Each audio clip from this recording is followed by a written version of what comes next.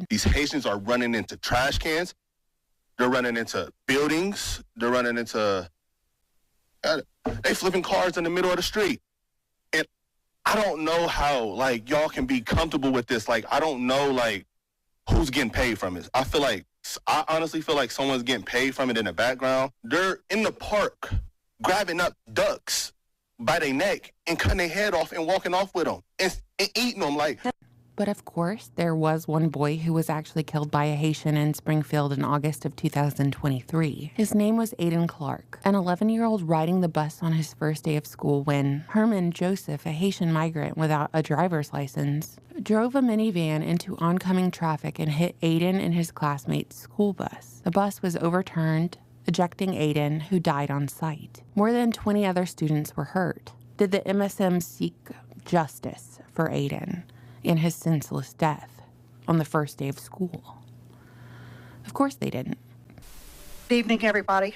My name is Lisa Hayes, and I am a resident of Springfield, Ohio, and I'm also a registered voter. You know, it's the first time I've ever spoke at the commission meeting, and I'm going to try to make it a good talk with you. Okay, I would like to know how many of you sitting up there tonight go into the grocery stores here in the city, Walmart, here in the city, to do your shopping. I'm going to tell you, 64 years old, and I don't know what kind of label you can put on this, but I'm taking my cart down the grocery aisle, and I have 3 immigrants strapped across the aisle. Seen me coming, would not budge, wouldn't even, and I said, excuse me. Maybe they didn't understand what I was saying, but I'm sure they understood that I was trying to get through that aisle. So I have no recourse now but to bust through it. I'm not afraid to do so. You know, I would like to see them have some common respect, some common decency. Do not try to bully your way through Springfield, Ohio. It's not going to work out well. I am a disabled elderly woman that has such high anxiety leaving my house that I rarely do. And when I do, I'm armed and I have my 120-pound pit bull with me. I've been followed. I've been groped. I'm 58 years old. I've been called racist because I'm white. I've lived in the south end of town for my whole entire life. Our family home is there. My children have homes there. Recently, my youngest moved to Montana to get out of here. Do we know where the individuals we're discussing are coming from? Where their point of origin is?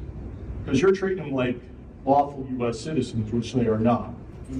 Okay, so I'm going to cut it off because we've had 3 people to come up. I'm going to cut it off because we have no reason, again, we have no reason to launch an investigation or to treat people differently because of how they look. There's no reason for it. Who said that? Well, that's just what I'm saying. I just said that. Tiffany just said that. Okay, so I didn't say that. But I said it. But there's no reason for us to discuss this any further. These individuals came from Haiti. Are valid concerns by living here. Valid concerns, Laura. People come here all the time. We visit Birmingham. We visit other. Haiti is a failed state. Their president was assassinated in 2021. There is no way the State Department can vet these individuals. We're done, and I'm going to ask this to... Please let him talk. You have shut up. I was very specific. Okay, I'm going to ask all of you to leave because this meeting is over. If having no other further business, I need a motion to adjourn.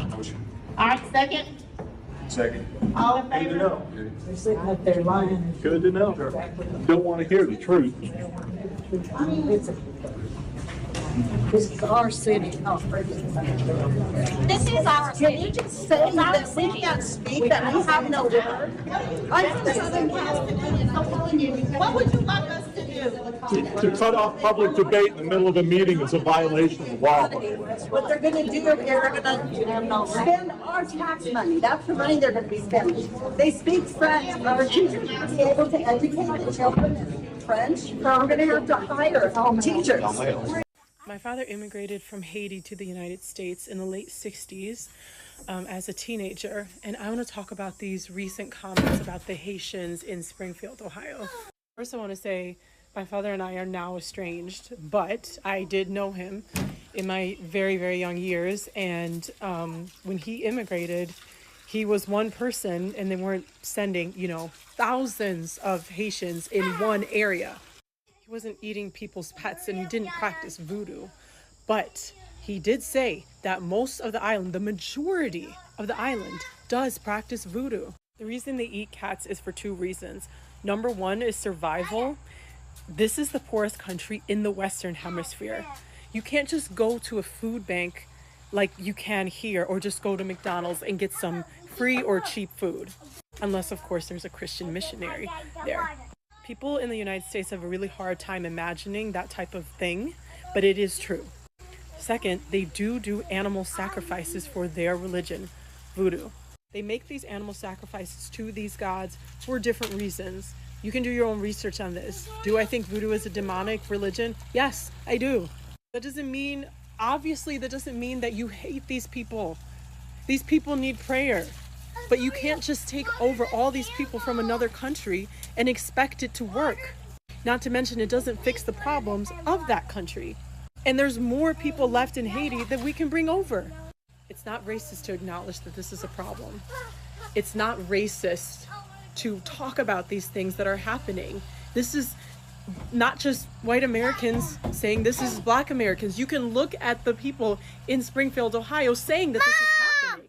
Y'all just want to joke about Trump and say that he's crazy for saying that this is happening instead of actually checking at all to see if this is happening. You want to make jokes about these things. Well, what if it were happening to you and your community? And no, it's beyond eating their pets, even though that is bad enough.